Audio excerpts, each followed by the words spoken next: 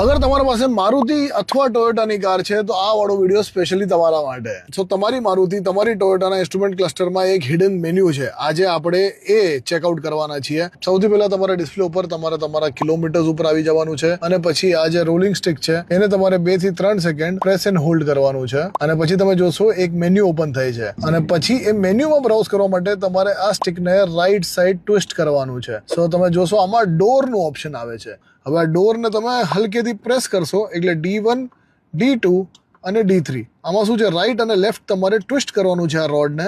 તો આ 3 ઓપ્શન આવશે. તો હવે D1 ની અંદર તમે જશો ને તો આમાં SL1 અને SL2 અને તમે ધ્યાનથી જોશો તો અહીંયા SCL એટલે કે સિલેક્ટ લખેલું છે. દેટ મીન્સ કે અત્યારના મારું SL2 ઓપ્શન સિલેક્ટેડ છે અને મારે SL1 સિલેક્ટ કરવું હોય તો અહીંયા પ્રેસ કરી દેવાનું એટલે SL1 સિલેક્ટ થઈ જશે. સો હવે D1 ની અંદર SL1 શું છે ને SL2 શું છે.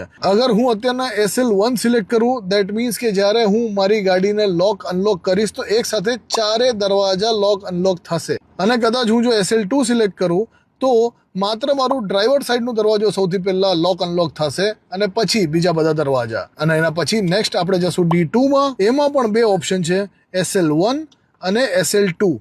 તો હવે SL1 એટલે કે તમારી ગાડી જ્યારે તમે ચલાવશો અને 15-20 સ્પીડે પહોંચશો તો તમારા જે દરવાજા છે એ ઓટો લોક નહીં થાય અને જ્યારે તમે SL2 હવે તમે જોશો મેં પોતે SL2 સિલેક્ટ કરીને રાખ્યું છે આમાં તમારી ગાડી જેમ 15-20 સ્પીડના ટચ થશે બધા દરવાજા ઓટોમેટિક લોક થઈ જશે.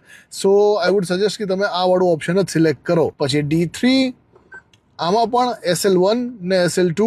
D3 માં તમે જોઈ શકો છો કે મેં SL2 સિલેક્ટ કર્યું છે. દેટ મીન્સ કે હું મારી ચાવી જ્યારે ઇગ્નિશનમાંથી બહાર કાઢીશ તો 4 દરવાજા એક સાથે અનલોક થઈ જશે અને અગર હું SL1 સિલેક્ટ કરું તો એક દરવાજો અનલોક નહીં થાય, મારે મેન્યુઅલી દરવાજા અનલોક કરવા પડશે. સો મારી ગાડીમાં ડોરના 3 ઓપ્શન છે D1, D2, D3 પણ ઘણી ગાડીઓમાં D5 પણ હોય છે. તમારી ગાડીમાં જો D5 છે તો તમારે કમેન્ટ કરીને બતાવવાનું છે કે D5 થી શું થાય છે અને આવા જ વિડીયો માટે ફોલો કરતા રહ્યો ઓડો મે રાખીને.